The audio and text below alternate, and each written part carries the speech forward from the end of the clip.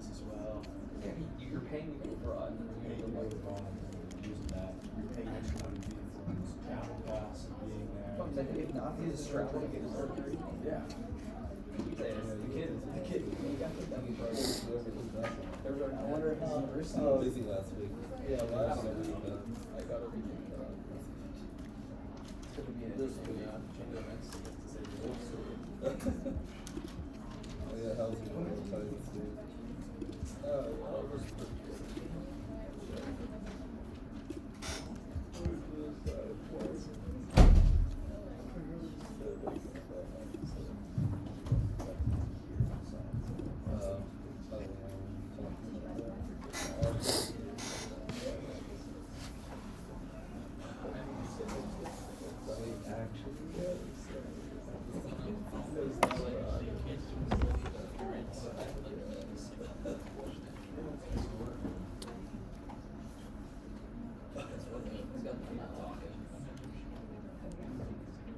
All right.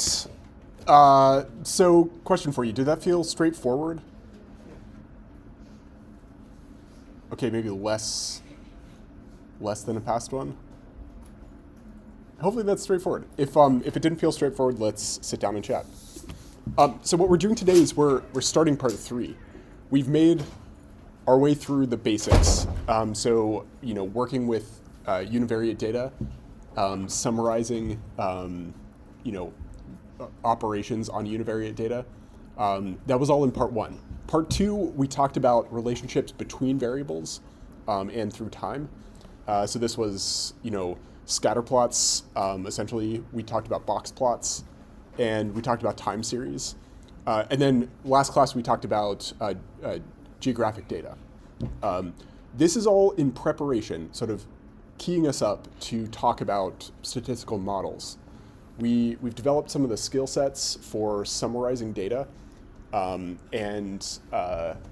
then sort of working with sort of data operations.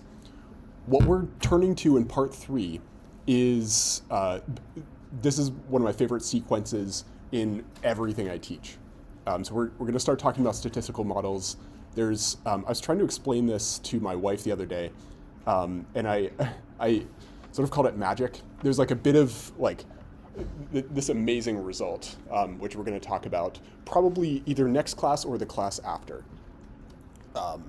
which is essentially when we don't know the distribution of our data, the underlying distribution that our data is coming from, how do we make any claims about anything? And it turns out we have a really powerful result which allows us to make conclusive statements across the sciences. So this is what we're building to. Today we're essentially refreshing a bit of the ground truth, the basics of statistics. So if you go to the website, you can click on the part 3, or you can just navigate around the side here. So we're going to be working with random variables today. So we're going to introduce some of the basics in statistics. We're going to make our way through most of this. We'll have probably 3 examples. We probably won't cover everything in the slides. If we don't, then we'll pick it up next class. So you can find the slides here. So we'll work through these. But also, I posted the notebook. We're going to do a lot of work today in the notebook. Unfortunately, no Ryan Gosling examples, but we will work with our class ages data set from week 0, or week 1. Okay, so we're essentially going to cover the basics of location, dispersion, and then we're going to talk about random variables, just to make sure we're sort of all on the same page about the core concepts. You've seen these topics before in your statistics class. What we're going to do today is walk through essentially the intuition for why we use the tools that we do. There are many ways of measuring centrality and dispersion. So we, as a field, we could use many different alternatives. And so what we're going to walk through today is sort of the intuition for why we use the one that we do. Why did we choose during the 20th century to pick to use the tools that we primarily variance and mean? Why do we use that and not others? The question we're turning to now is why don't we just use visuals to summarize our data? To sort of incorrectly paraphrase the well-quoted quote, if I were to ask you to understand the relationship between two variables in your data set, let's say price and quantity for buyers' choices, you would first start to summarize the data, the prices and quantities, using a scatter plot, right? We want to summarize the data itself using a scatter plot. Our human brains, our human eyes, are just very well set up to understand relationships in data using visuals. We spent a ton of time on this. It's a really powerful technique. But if I were to ask you, speaking of prices and quantities, what the price elasticity of demand is, a visual just isn't going to cut it. We need something else. We need something more concrete and more precise. So that's what we're turning to next, right? We as economists, we like to think about these types of relationships like price elasticity of demand. And so we need something in addition to the tools we've just developed. We need to be concrete. So we have, the basics for what we're doing today. The first one is we want to understand sort of the middle of the data. So we're going to talk about three different alternatives for how we might measure this idea of centrality. Mean, median, and mode. We've talked about median and mode. We haven't yet talked about mean. So we'll introduce that idea. But you've seen this in your statistics class. And then we also want to understand how sort of spread out the data is. So we're going to talk about three alternatives. We've talked about range when we talked about box plots. But we're going to introduce a couple alternatives in addition to just these three, and talk about why they don't work for us and how we might improve them.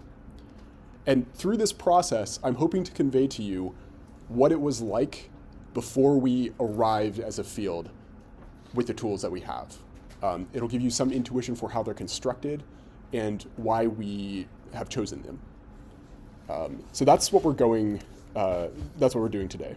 The direction we're going. You've all worked with measures of centrality. Sort of what's the center of the data. Mode is just the value that appears the most. So we've talked about mode when we talked about histograms. And then median, we talked about this with box plots, really just the value separating the higher and the lower halves. So it's sort of the point in the middle. And there's some technicalities here. If you have an odd number of values, then you choose the middle ranked value. And then if you have an even number of values, you take the middle two, and then you take the mean of the middle two, which gives you the median. And then the last one is the mean. So this was, you're all familiar with this. Essentially, we just add up all the things, and then we divide it by the number of things there are. It looks sort of fancier than the others, but in practice, it turns out to be the simplest. Okay, so what we're going to do is hop over to our data set with ages. So you'll remember I took a survey. You answered a survey of mine, and you told me your ages. And what I did is compiled all of the ages for not just this room, but I have two other sections of this class. And so we sort of brought them all together into a data set, which you can find right here. And what I did is I just put that file, this part 0 survey, in the week 1 folder, in my teaching folder. And so what I do when I start analyzing data is I try to understand like what's included in the variable.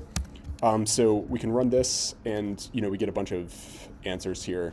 We've already looked at this in a earlier class. You can see there's different ages. They have the quotations around them, which means they're strings and not numbers. So to create a histogram, we're going to have to translate the strings into numbers. So I've already written a bit of code to do that. And then we have senior. So someone answered senior, and I think it was in this classroom. I forget who it was. Was that you? Yeah. So this actually provides an interesting opportunity to think about what we do in these cases. And I think we talked a little bit about this in an earlier class. So thank you for doing that. So what we're going to do, if senior wasn't here, it would be a little more straightforward. But what I'm going to do is I'm going to apply this to numeric operation. This is one of those places where I didn't remember how to do this. I just had Claude write this for me. Claude is generally my preferred AI when I'm writing code. And then what it does is basically just drop the answers that we can't easily turn into a number. But all of these other ones we can easily turn into a number, and then we're just going to drop the ones that we can't turn into a number. So I'm going to run this. I'm going to call it age. We've created a new column, so we can look at this survey.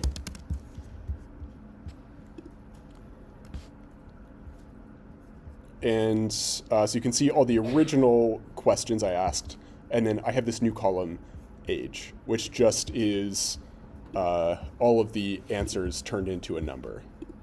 And then all we're going to do is just plot this in a histogram. Okay, so nice. So we have a histogram of ages, and this is surprisingly symmetric around 20. So we all know generally the numbers that our measures of centrality are going to give us, right? Someone tell me what the mode is. Quickly. Yeah, Corin. 20. So 20, it's the most common, so it's mode is going to be 20. What about median? I think we can see median actually. It's not so easy to see, but you could see it. Someone tell me median. Luke. Is it Also also 20? 20. So one way of seeing this is you could take all the bars in the histogram, sort of turn them sideways, and then so you have a right, left, and then you just pick the one in the middle, and that's definitely going to be in 20. Mean is harder, but you can see it's almost exactly symmetric, so it's probably going to be right around 20. So weirdly, all three of these measures are very similar. But we can just calculate them directly. So we take our column for age, and then we just get the mode. And it gives us 20. And then for median, we can do the same thing. That also gives us 20. For mean, it's a little bit harder. Like you'd have to actually do some math here. But if we run this, we can see that it's pretty close to 20. So because it's symmetric, it's generally going to be, yeah, you can see that it's pretty close to 20. Okay, so standard measures of centrality. We're going to pick one. How many of you would like to do all of your statistics using mode? No one. Me neither. Mode is really nice in a lot of ways. We'll talk about some of the details in a second, but it's nice because it picks the most common outcome. But if I were to add, 23-year-olds, let's say 10 23-year-olds, 10 24-year-olds, 10 25-year-olds, and so on, all the way up to age 100, that would not change the mode. So if we're using mode as a summary of a measure of centrality, it's not responsive to those kinds of changes in our distribution, which is highly undesirable for nearly everything we do. So we generally don't use mode that often. Median is more common. Median is nice because let's say I were to add a 120-year-old to our data set. The oldest person who's ever lived was something like 127, which is really, really old. Someone fact check me on that. I see some skeptical looks. But let's say we add the oldest person to our class. Median, someone tell me, how would median respond if we added a 127-year-old? Is someone fact checking me? Verifies 122. 122, okay, I was off by 5 years. -5 lecture points. How would median respond if we added a 122-year-old? Yeah. It wouldn't change in this case. Yeah. Remind me of your name? Alyssa. So Alyssa's saying, in this case, adding the 122-year-old would not change median. And there are some cases where median might change a little bit, but one of the nice things about median is it doesn't respond much to outliers. Outliers don't move the median by much. Where mean would respond quite a bit. So if we added, a 122-year-old to the mean, that would give us a much higher value. So the mean would respond to the 122-year-old. So depending on your application, this property that mean responds more to outliers. It can be desirable, and it can be undesirable. So when you're thinking about your application, think about that property. But one of the undesirable properties of median is that it's actually a little bit tougher to compute mathematically. It doesn't have the nice properties that nice mathematical properties that mean has.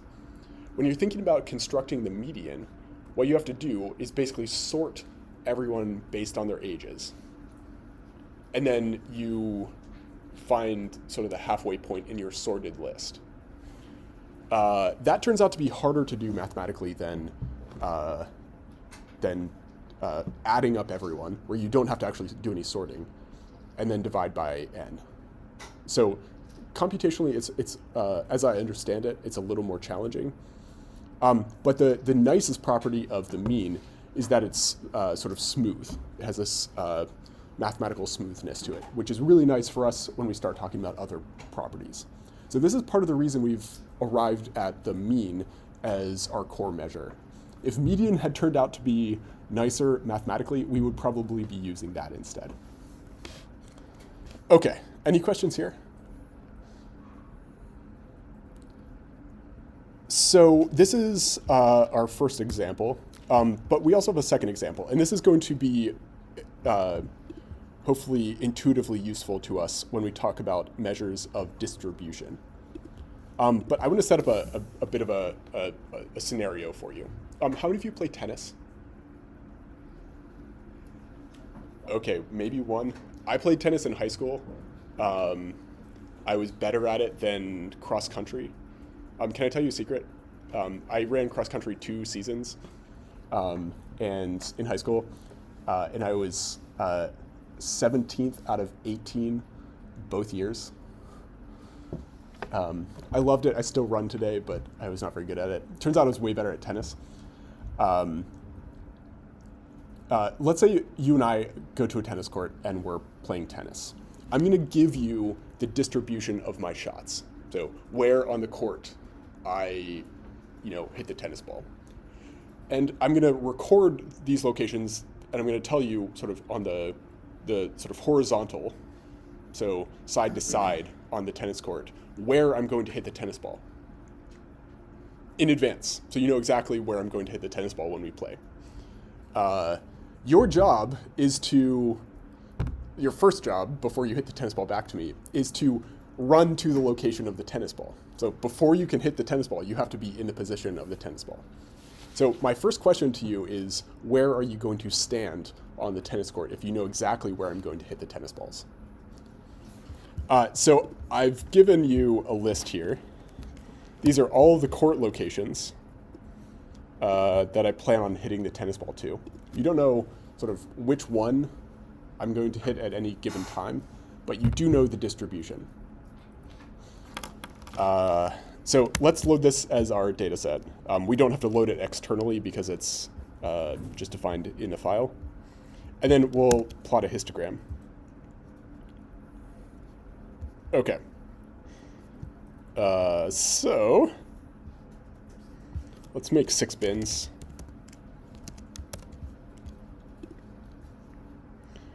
Okay, so we have our distribution of tennis balls.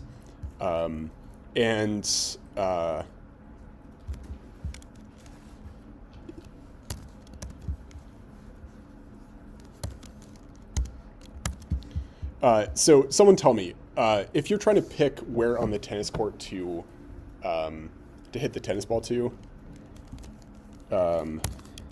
where might you choose? I'm sorry, where on the tennis court are you going to stand? You know exactly where I'm going to hit the tennis ball to. Where are you going to stand?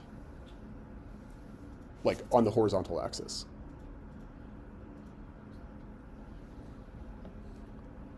Yeah. Directly in the middle, Directly in the middle. And why would you stand in the middle?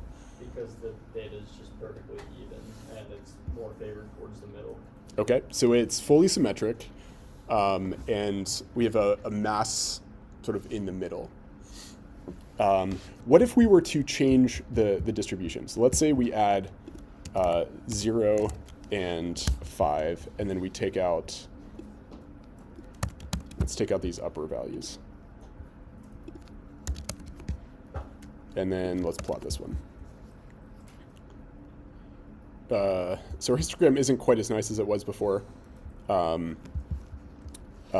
Someone tell me where we would stand in this case.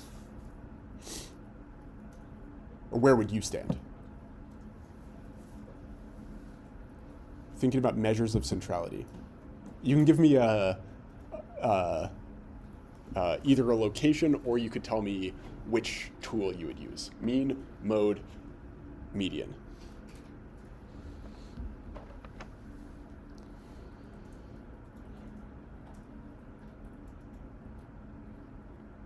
I mean, it depends on what you're trying to do, right? If what you're trying to do is be as close to sort of the weighted average of the tennis balls, I would say use the mean. It's going to minimize how far you have to run overall.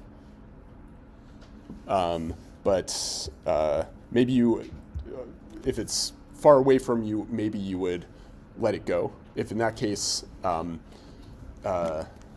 maybe you would pick the mode. So you just try to stand in the place where you have to do 0 running, and then you just let everything else go. So depending on your application, you might pick something different than the mean. But my intuition is I would try to stand in the sort of the center of mass of the distribution. But let's go back to this distribution. All right, so we're going to go back to our original distribution of tennis shots. It's very symmetric, which is nice in some ways. And we can find the mean. It turns out to be 15. So where on the tennis court to stand, this is, essentially a question of a measure of centrality. So intuitively, we're trying to pick sort of the center point of the data. But we also have measures of distribution, or dispersion, or sort of variation in the data. And so what we're going to do next is talk through this tennis example, thinking through how far you have to run. So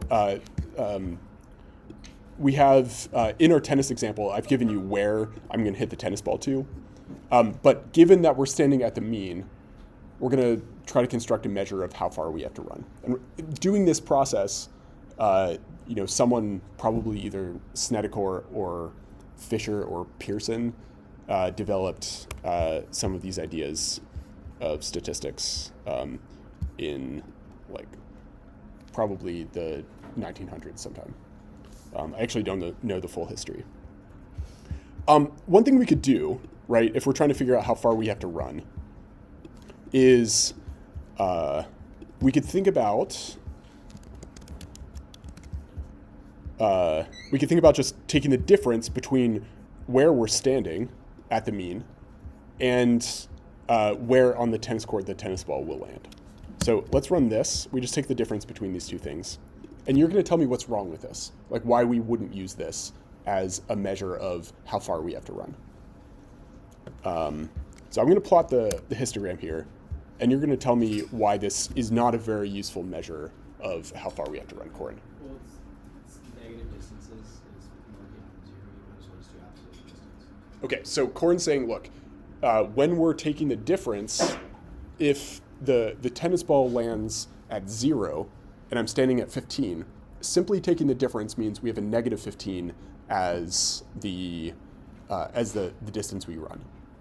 And what is negative 15? Well, that's just running 15 in one direction. But it's the same distance as if we were running a positive 15. So depending which direction we're running, we get a different sign. So if I were to take, if we're like, okay, I want the average distance run per tennis ball, and I were to take the mean of this, it turns out to be exactly 0. We've essentially just normalized the distribution to be centered on 0 instead of centered on the mean. So what we call demeaning, or taking the mean, subtracting the mean off of it, turns out to not be that useful when we're constructing an average distance run. So what Corin's recommending is we, instead of just using the difference, we're going to take the absolute value of the difference. And we'll see if this works better. Okay, so we're just going to take the absolute value. So inside the absolute value operator, all we have is the court location minus the mean court location, so where we're standing. So what this is going to do is give us an entire list of distances run. And we can just take a look at this. So this is nice. We've gotten rid of the negative values, turned everything into a positive value, which tells us how far we have to run, treating both locations as equal. So if we're trying to calculate the average, all we have to do in this case is just take the average. So let's take well, maybe first we'll plot a histogram.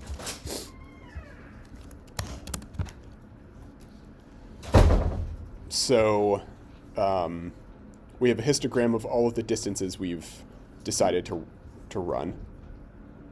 And then we can take the mean here. So we can call this mean absolute deviation. So this is like, we just take the deviation, and then we take the absolute value of it, and then we take the mean of it.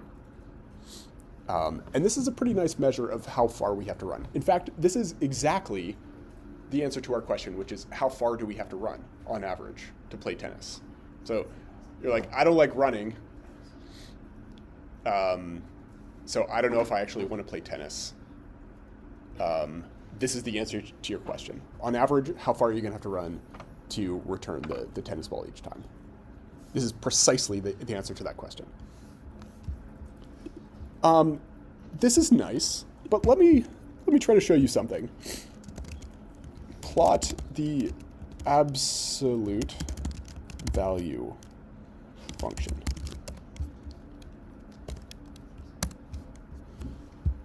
So this is the absolute value function.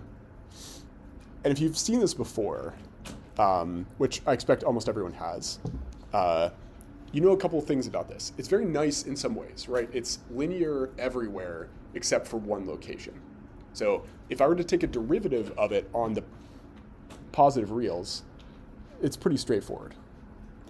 But the problem is that right here, we have a point that's not differentiable. So if you're trying to take a derivative of the absolute value of the difference, the absolute deviation, you actually have to deal with this problem. You can't just easily take a derivative of this thing we computed here. So this is not differentiable everywhere, which you may be like thinking, why is that a problem? Turns out once we start doing more complicated stuff, we will have to take a derivative when we try to minimize errors in our system. This is a minimization problem, and so we need to take derivatives in that case. We're not going to do it in this class, but it's something that we will need at least to be able to do in theory. So the absolute value is actually, I mean, it's nice in some ways, but it's kind of deeply problematic in another way because of this function. Does anyone know what we do instead? So you're sitting there, you're like in your leather chair, sitting in your office, early 1900s, trying to develop the foundations of statistics, and you're seeing this problem, and you're like, okay, what do we do instead? We need to take a derivative. But we need all of the deviations to be positive. How do we do that? What do we replace the absolute operator with? All right. So let's square it. So let's plot the square root function. So you plot the square root function. Whoops. The square function.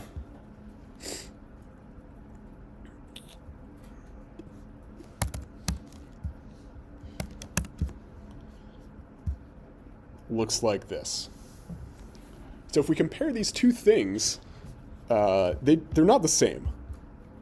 But what they do, both of them turn negative values into positive values. And they generally kind of have the same, or at least similar shapes to them. It's just raising whatever value to the second power is differentiable.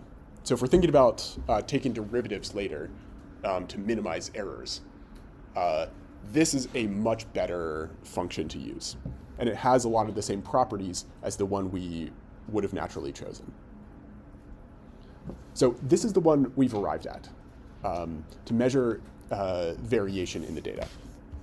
So if we do that, we can just take the squared distance. So we take the distance on the inside, and then this is just Python syntax for raising it to the second power. Just 2 stars, raising it to the second power. And then we'll just define a new variable called square distance, and then plot a histogram of this thing. And it looks like this. Okay, so someone interpret this. What does it mean for us to have a value of 100? What does 100 mean in this context?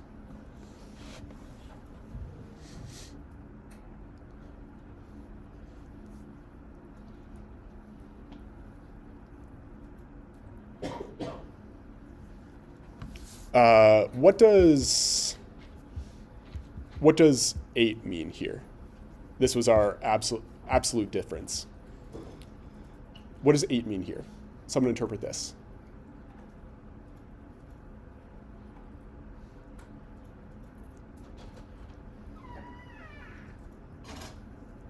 Um, 8 means we have run 8 feet.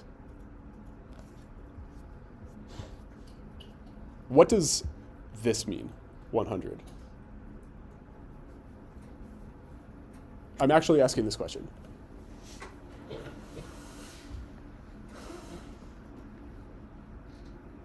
In the context of tennis, Luke. Doesn't you run 100 feet? Not quite.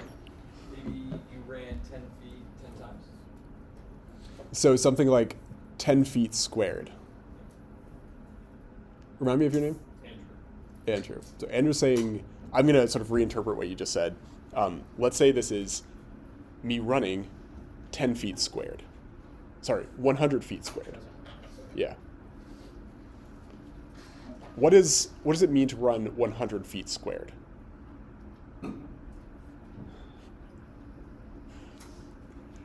The units here, oh yeah, Luke.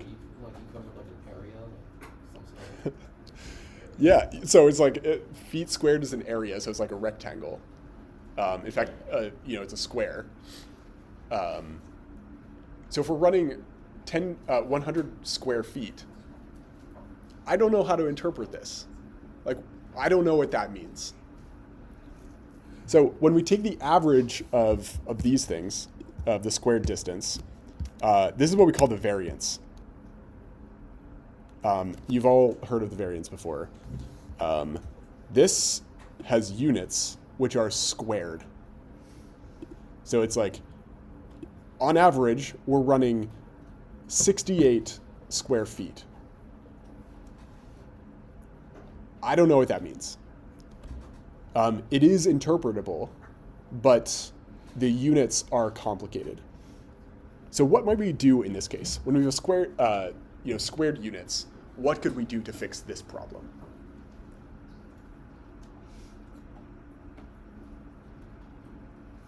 Ben, take the square root. So we're going to take our squared distance and then just take the square root of that thing. And this is what we call the standard deviation. Okay, so we're just applying, the square root to the mean of the squared distances, and this gives us this unit.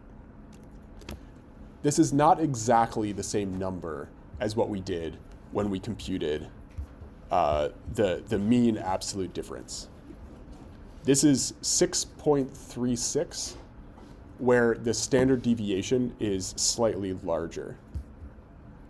But the sort of intuition for this number is very similar to the intuition for the mean absolute difference, which is, this is roughly, on average, how far we have to run.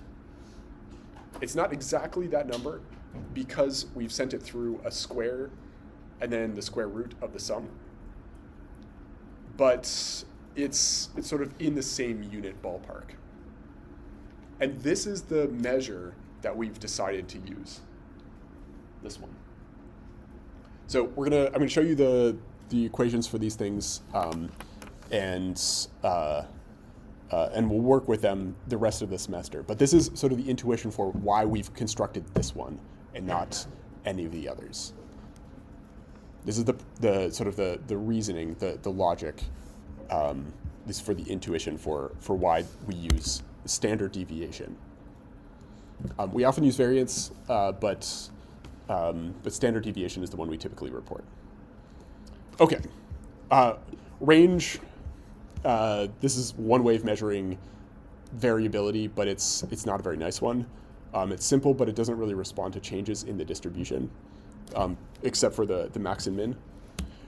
So we talked about mean deviation, but this comes out to be 0, so we don't use it. We talked about mean absolute deviation, so this is taking the absolute value as Corin recommended.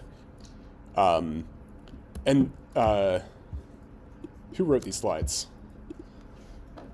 Mean. So the mean isn't 0. There are other things included on this slide, but you just can't see them. It has some nice properties, but it's not differentiable, which is the main problem. So variance fixes this problem by using a slightly different operator to the absolute value using the square root. The square, and then we just take the average of the square, average of the square deviation from the mean. This is really nice. The only problem is that the units aren't informative. So we've generally arrived at the standard deviation to turn an uninformative unit into an informative one, which is very similar in interpretation to the absolute average deviation. Okay. Any questions with all of that?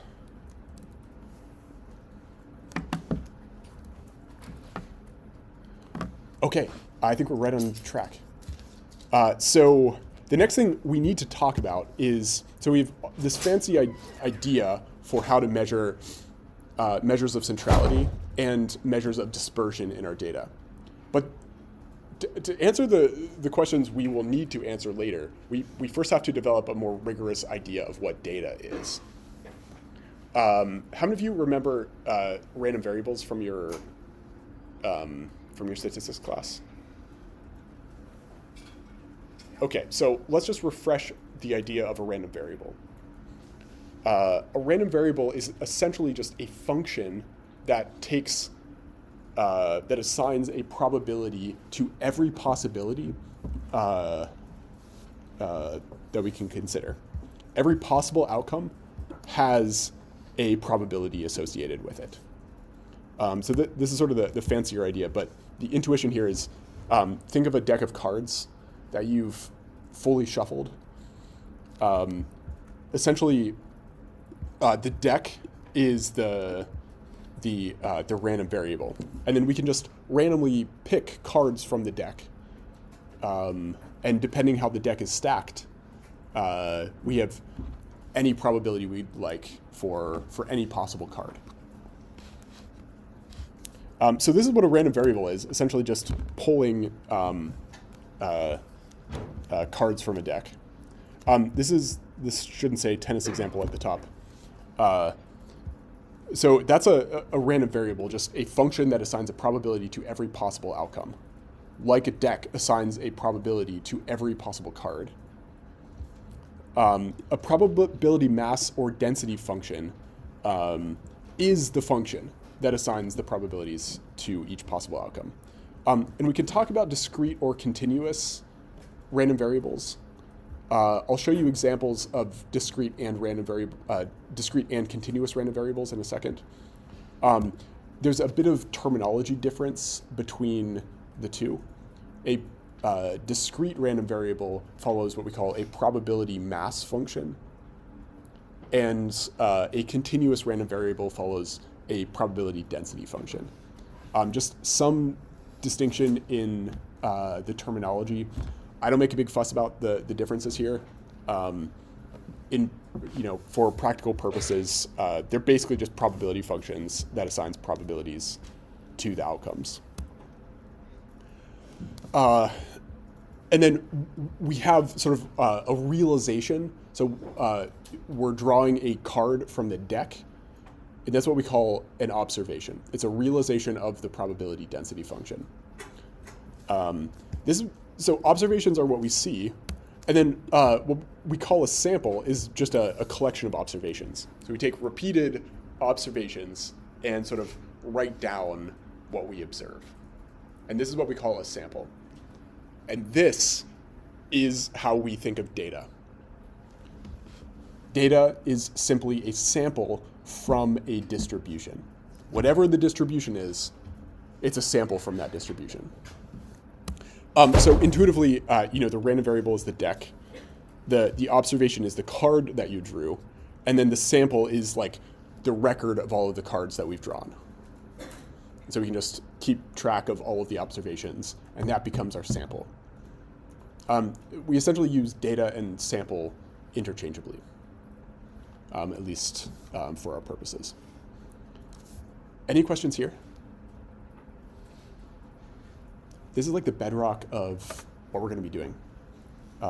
This is the intuition I hope you use when you're working with data. You have some underlying distribution. We may not know what's in the deck, but we know what possibilities there are, and we can see the realizations of that, the random variable being drawn repeatedly. So for example, well, let me ask you this question. We took a survey that we just talked through. Are the ages in the survey, are they a random variable or are they the observations? How many of you think the ages are a random variable? And how many of you think it was the ages are the sample? And the rest abstain. All right. It's a sample. Very nice. You're in this room, but there was some process behind the scenes that got you here, some probability that you didn't end up taking this class, didn't end up taking this section, or took this class with someone else. There's a random process. And there are lots of other people who may have taken this class, but chose not to for whatever reason. There's a process behind the scenes that generated the data that we collected. And some of you may not have answered the survey. Maybe you don't like answering surveys, and so you didn't answer the survey. So there's like a process for how we arrived at the sample or the observations. We sort of use sample and observations interchangeably. So that was the basic ideas in random variables and how we think about data. These are 6 different examples. I just want to show you kind of what some probability functions look like. How many of you have seen a normal distribution before? Yeah. You've done like the hypothesis testing kind of stuff in your statistics class where you find like the tails in the normal distribution. We're going to do some of that. How many of you have seen an exponential distribution before? Nice. Yeah, it's a really powerful one. We're going to talk about this a little later. It might be next class. Chi-square. How many of you have seen this before? Yeah, there's like a chi-square test which uses this.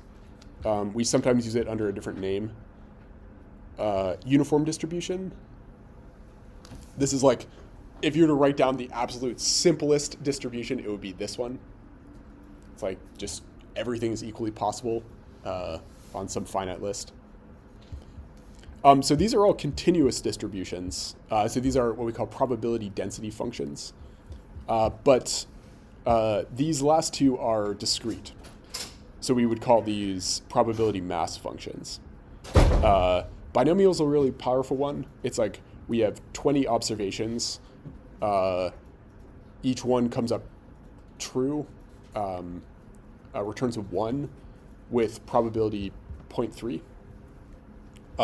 The distribution of possibilities there with 20 observations and a probability of 0.3 looks like this. And then Poisson. It's a little less used, but we might talk about this a little bit later too. Okay. Any questions here? So we're going to make a distinction, a pretty important one. These are known probability functions, probability density functions, but there are so many others. And I would say the probability density function that generated the ages in this classroom, I don't know what that looks like. There are so many other probability density functions that we haven't written down that we don't know that much about. These are just some of the well-known ones. We know lots of characteristics about these. So we're going to walk through maybe 2 examples of known probability density functions and how to work with them. We'll do the first one today, and then we'll do the next one tomorrow. You'll all be here at 1 p.m. tomorrow? Just kidding. Thursday. So we're going to work through one example really quick. But the big kind of piece of magic that we're about to use is that when we are able to make claims about the probabilities and distributions of things that we do not know the distribution of. So I don't know what the ages are, the probability density function that generates the ages that are in this class, but we can make claims about ages in this class, nonetheless. And we're not making simplifying assumptions. We're not making our lives. We're not like we're not breaking any rules when we do this. And it turns out that's the foundation of how we know things in the sciences. Okay, so let me just walk through our last example for today before I let you go. So if we know the distribution, we can compute the mean, standard deviation, and a bunch of other things. So when we know the distribution, it makes our lives pretty simple. So to illustrate this, let's run through this little setup. I was like thinking of a very rich person that we kind of like, and no one came to mind. So maybe we'll just leave this as a generic rich person. So let's say a rich person offers you a bet. We're gonna flip a coin once. If it comes up heads, you get $10 million. If it comes up tails, you owe $1 million. So what we're gonna do starting today, and then we'll pick it up next time, is compute the expected value. And then we'll compute some of the variability in this process. But we know everything about it, right? We know probability of heads versus tails, assuming the coin is fair. So we can compute a bunch of things about this. We're going to pick this up next time, but I just want to show you what this looks like. So we have a win value of $10 million. We have a lose value of -1.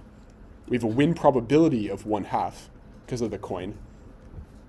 And we have a lose probability of 1/2.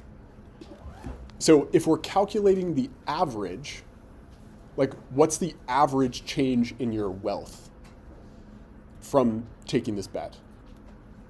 All we have to do is multiply the probability that it comes up heads, so the win probability, times the win value. So the probability it comes up heads, 1/2, times the $10 million if it comes up heads, plus the lose probability, so you're going to lose $1 million with 1/2 probability, times the -1. And when we run this, turns out your expected value from this bet is $4.5 million. How many of you would take this bet? Yeah, me either. So we're going to pick this up next time. We're going to talk through expected values, and then a couple of examples, and then hopefully we're going to try to arrive at how we solve the problem when we don't know the distribution. It's powerful, it's amazing, it's one of my favorite topics. I'll see you next time.